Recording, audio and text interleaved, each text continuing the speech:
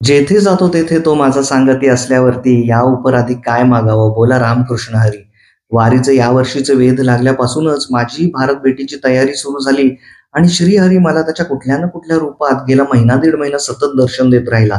भारतात आल्यावर काशी अयोध्येला जाण्याची आस आणि संकल्प होताच, पण अचानक मध्ये दुबईला हॉलिडे प्लॅन ठरला आणि अनपेक्षित सुरुवात झाली, ती अगदी दुबईच्या नवख्या स्वामीनारायण मंदिरापासून, ज्याची मी स्वप्नातही इतक्या लगेच दर्शन होईल अशी अपेक्षा केली नव्हती. माझी ही दिंडी सपरिवार भ्रमंती करतच राहिली. भारतात आल्यावर ठरल्याप्रमाणे लगेचच काशी यात्रा केली.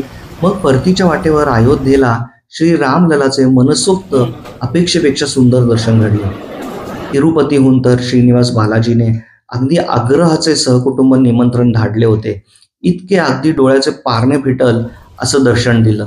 मग महालक्ष्मीला करवीरस्थानी जाताना ज्योतिबा नाही, पण खिद्रापूरचा कोपेश्वराचा सोबती श्री विष्णू आणि नृसिंहवाडीला दत्त रूपाने भेटला. सर्व यात्रा पार पडल्या. मग पुण्यात अगदी पालखी प्रस्थानाच्या दिवशी पोहोचलो आणि सासवडपर्यंत पायी वाईमध्ये वारकरी होऊन पंढरीनाथाची गाठ घडली. जेथे जातो तेथे तू माझं सांगाती यापेक्षा अधिक काय मागावं बोला रामकृष्ण हरी. आज आषाढी एकादशी निमित्त सर्व माऊलींना हा व्लॉग शुभेच्छांसोबत समर्पित.